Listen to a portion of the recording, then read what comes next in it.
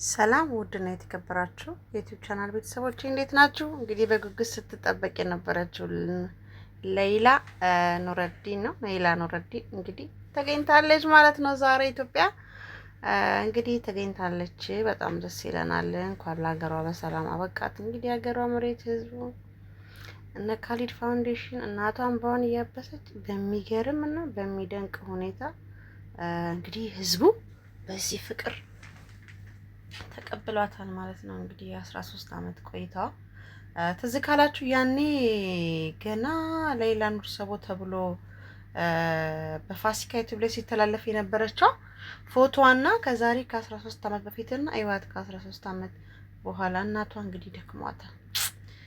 ይደክማል። ልጅ ናፍቃ ሲያዩ እንደዚህ ሆና ስትመጣ ኤኒዌይስ እንኳን እግዚአብሔር አምላክ ለሀገሯ በሰላም አበቃት። እንግዲህ ይህ ሁሉ የኢትዮጵያውያን አንድነታችንን ፍቅራችንን ያሳያል። ለዚች ልጅ እንግዲህ ያልተረባረበ ያልደከመ ነፍስ የለም እና እኔ በጣም ደስ ብሎኛል። የምር ከምንም በላይ ህይወቷ የናፈቀ አባቷ በሷ ምክንያት የታመመውን ህመም፣ እናት በሷ ምክንያት የታመመችውን ህመም ስቃይ ዛሬ እንግዲህ ፈጣሪ አምላክ ፈቅዶ በዛሬዋ እለት እንግዲህ ወደ ሀገሯ በመግባቷ ደስ ብሎኛል ማለት ነው። እና እዩዋቸው አባቷ እንዴት እንደሚሆነው እኔ ልንገላታ አያባት። ኤኒዌይስ ህዝቡ ግን በጣም ደስ ብሎታልና ከሰውነት ተራውታለች። ደክሟታል ራሱ በቃ ድካም አለ አይደል? አሟትም ስለነበረና በጣም ነው ያዘንኩት። የምር ስደት ምን ያህል ከባድ። ከሀገራችን የምንወጣው ልንሰራ በቃ ልንሰራ ነው ከሀገራችን የምንወጣው አይደለ? ግን ደግሞ ይሁት እስኪ ከሀገር ስንወጣ ደግሞ የሚገጥመንን ገጠመኞች ይሁት እና እንዶ ፈጣሪ ይዋቸው እዚህ ጋር እናቷ ፈጣሪ ብቻ ጥሩ ነገር ያሰብነውን አሳክተን በጊዜ ወደ ሀገራችን እንድንመለስ ይርዳን። እና ብዙ እህቶቻችን እንደዚህ የቀሩ አሉ በህይወት ይኖሩ በህይወት አይኖሩ ሳይታወቁ እንደዚህ በእስር ቤትም ሆነ በባህርም እየሄዱ የሚንከራተቱ አሉ። ዛሬ እንግዲህ አንዲቷ እህታችን ህይወት ማትረፍ ማለት ቀላል አይደለም። ደስ የሚል ነው። አሟታል ይመስለኛል አሟታልም ደክሟታልም እና በጣም ነው የምታሳዝነው። የምር እኔ ልቤን ነው በቃ ደከመኝ ሳያት። ደስታም አለ ሁኔታዋም አለ የመንገላታታው አለ።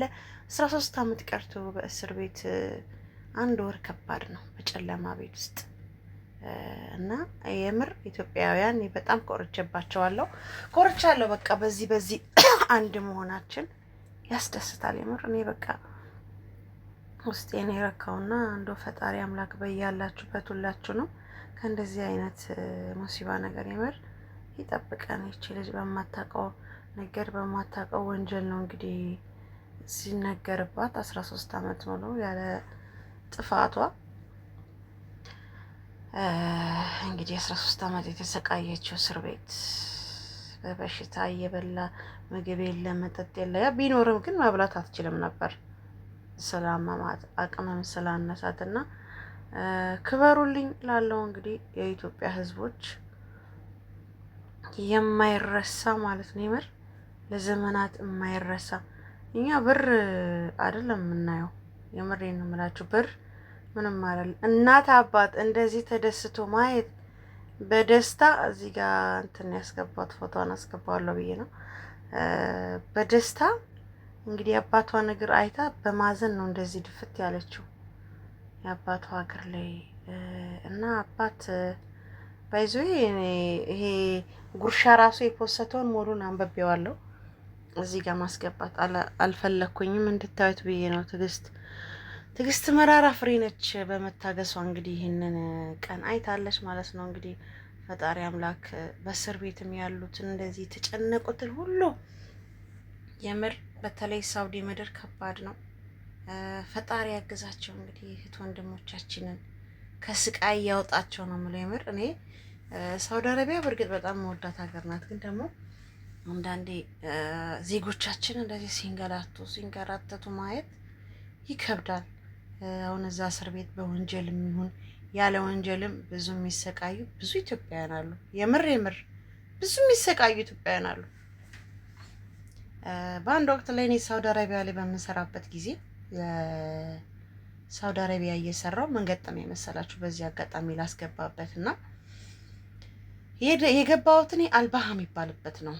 ሪያድ ዋና ከተማው ደግሞ የሰውዬው ወንድም አለ። ከዛ በቃ ሴትዬ ለካ ሰራተኛ እየገባ ይጠፋባታል በየጊዜው ማለት ነው። ይጠፋባታል በየጊዜው እንድታነቡት ብዬ ነው ይሄን ያስገባሁት መሀል ላይ። ከዛ በጣም ይጠፉባታል፣ እኔ አላውቅም። ከዛ ሪያድ ይዛኝ ሄደች። ሪያድ በሄድንበት እኔም እንግዲህ ቤቷ ከባድ ስለነበረ መውጣት ፈልጌ ነበር። ከዛ አብራኝ የምትሰራው ሰራተኛ ሰው አለ እሺ እንውጣ አለችኝ። ፎቶውን ያስገባው ሰው አለ እሺ እንውጣ፣ እኔ የሚያስወጣኝ ሰው አለ ምናምን አለችኝ። ኧረ እባክሽ እርግጠኛ ነሽ? አዎ። ከዛ ልክ ወተን ማለት ነው ይመር ልክ ወተን ከበር ላይ ማለት ነው ሰውየው ደረሰብን። ከዛ ሰውየው ሲደርስብን እሷ ሀሳቧን ቀየረች። እንግዲህ ሀሳቡን ያመጣችው እሷ ናት። ከዛ ሳልወድ በግድ እንግዲህ ሳውዲ አረቢያ እስር ቤት ገባሁ ለ15 ቀን። ያኔ እስር ቤቱ ይሄን ያህል ከባድ አልነበረም፣ ማቆያ ማለት ነው። ግን እዛ የኢትዮጵያ ኤምባሲ ይመጣል። ችግሩ ምንድነው ይላል፣ ይጠይቅሻል። ከዛ በሳምንት አንዴ ይመጡ ነበር። እዛ በሳምንት አንዴ ይመጣሉ። ንጽህናሽ እንደተጠበቀ ነው። አሁን ግን እንደዛ አይደለም። ከዛ የስንት ወር ደሞዝ ነው ያልተከፈለሽ ምናምን ይሉሻል። ያልተከፈለሽን ደሞዝ ያስቡና ይሰጣሉ። ከዛ እኛ እንደዛ ነው እየተሸኘ ነው ስንሸኝ ማለት ነው።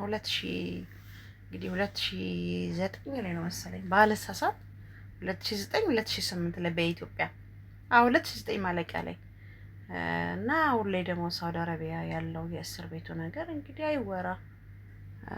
እንግዲህ ፎቶውን ያስገባውላችሁ እዚህ ጋር ከባድ ነው የምር በጣም ነው ያዘንኩት። እኔ እንደዚህ ሆና አምባዋን ይዋት ያኔ ስትል ፎቶዋን አይታችሁ ከሆነ በጣም ልጅ ናት።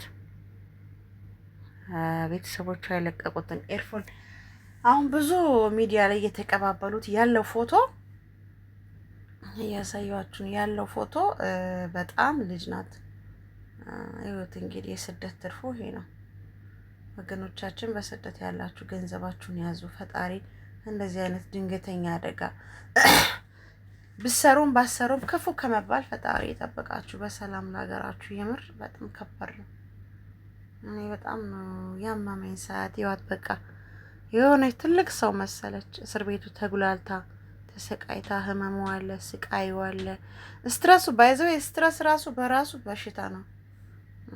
ይዋት እዚህ ጋርና በጣም ነው የምታሳዝነው። እግዚአብሔር እንግዲህ ለሀገራችሁ ያብቃችሁ። እንግዲህ እስር ቤትም ያላችሁ ከሞት ፍርድ እንግዲህ ፈጣሪ ይጠብቀን ማለት ነው። እንግዲህ የሰው ልጅ በሳውዲ አረቢያ የመጨረሻው የወንጀሉ ጥግ እንግዲህ ሰው ወንጀላችሁ ሲበዛ ነው የሚባለው። ምንድነው በሰራችሁት ፍርድ ሲበዛ ሰው የገደለ ያው እንደዚህ በሞት ፍርድ ይቀጣል። ከባድ ነው። ከዚህም በፊት አንድ የሳውዲ አረቢያ ቲክቶከር ሰው ገጭቶ ነው መሰለኝ ልጅ የሞተበት ከ3 ወር በኋላ ነውና እንግዲህ የሳውዲ አረቢያ ዜጋ ወጣት ልጅ ነው ገና ቲክቶከር በ10 ምናምን ቤት ውስጥ ያለ ልጅ ነው፣ በ20 ምናምን ቤት ያለ ልጅ ነው። እንግዲህ እሱን በሞት ፍርድ ሳውዲ አረቢያ የገዛ ዜጋዋን ቀጣለች እና ይሄ የሳውዲ አረቢያ ሕግ ነው።